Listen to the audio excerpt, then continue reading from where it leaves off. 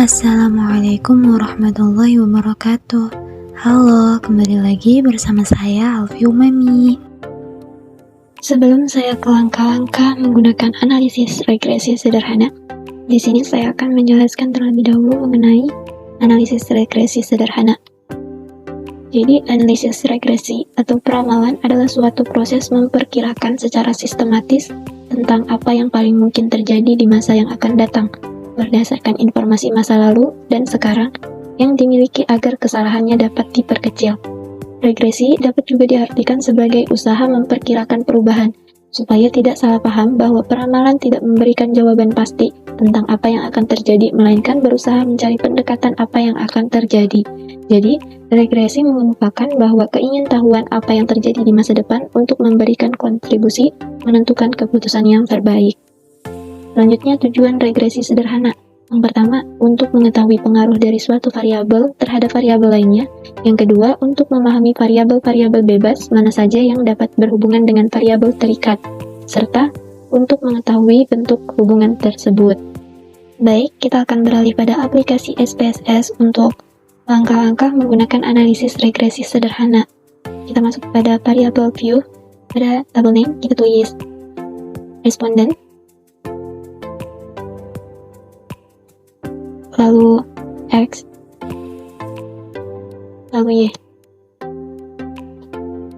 Kita pilih pada kolom type, untuk responden, kita pilih string, oke. Lalu desimal, kita ubah menjadi angka 0 semua. Lalu untuk label, kita tulis X untuk ekstrakurikuler,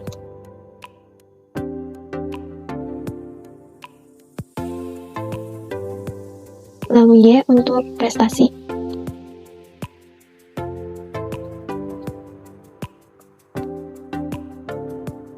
Lalu untuk measure-nya, kita ubah menjadi ordinal. Baik, jika sudah semua seperti ini, kita beralih pada data view. Nah, di sini, kita tinggal memasukkan data yang sudah ada.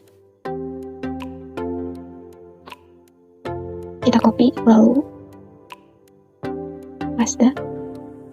Sudah terpaste, lalu kita masuk ke menu Analyze, lalu Regression, lalu Linear.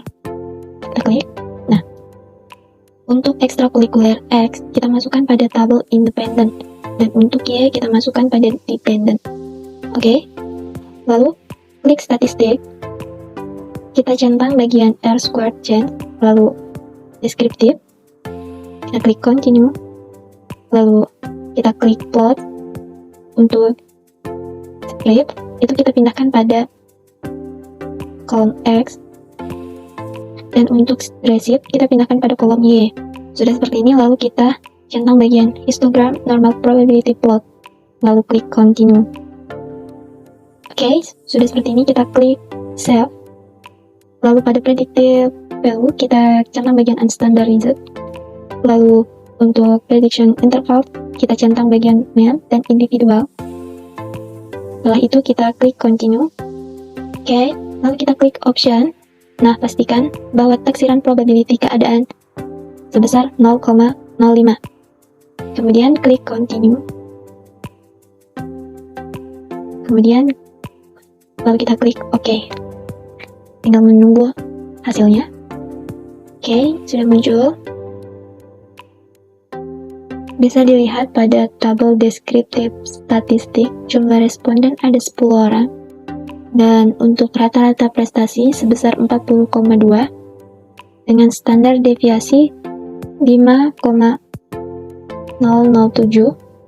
Lalu artinya jika dihubungkan dengan rata-rata tingkat prestasi sebesar 40,2 per orang, maka tingkat prestasi akan berkisar antara 40,2 5,007 tingkat dengan tingkat keaktifan ekstrakurikuler rata-rata 31,9.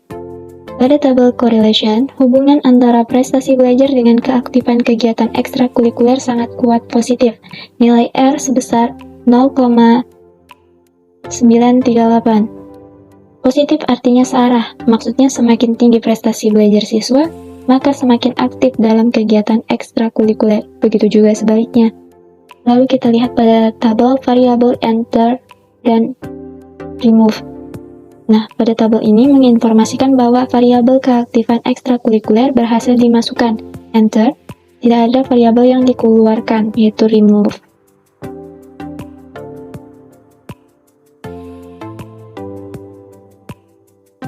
Lalu pada tabel model summary, yaitu R korelasi sebesar 0,938 menunjukkan hubungan prestasi belajar X dengan keaktifan ekstrakurikuler Y sangat kuat positif.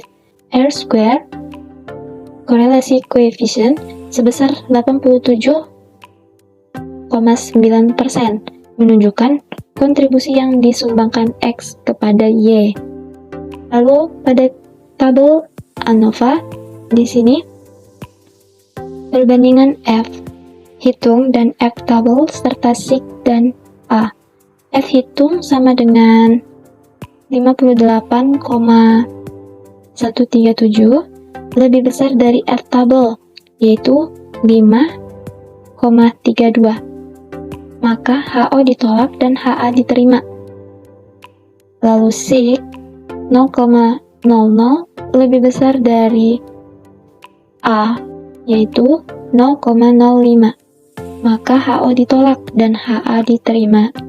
Untuk tabel koefisien, itu model persamaan regresi untuk memperkirakan keaktifan ekstrakurikuler atau Y yang dipengaruhi oleh prestasi belajar, atau X adalah 3/4 jika seorang siswa tidak aktif di ekstrakurikuler X sama dengan 0, maka diperkirakan tingkat prestasinya sebesar 12,6. Sedangkan jika tingkat keaktifan ekstrakurikuler bertambah 1 poin, X sama dengan 5, maka tingkat prestasi akan naik sebesar 12,6 ditambah 0,86 sama dengan 16,9.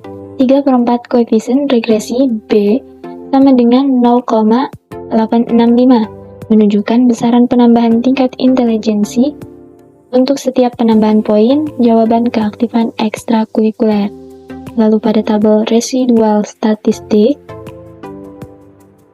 pada bagian ini, ringkasan hasil predictive value, nilai yang diprediksi yang berisi nilai minimal, maksimum, mean, standard deviation, dan N. Oke, mungkin itu saja yang dapat saya sampaikan, kurang dan lebihnya mohon maaf. Sampai ketemu di video selanjutnya. Wassalamualaikum warahmatullahi wabarakatuh.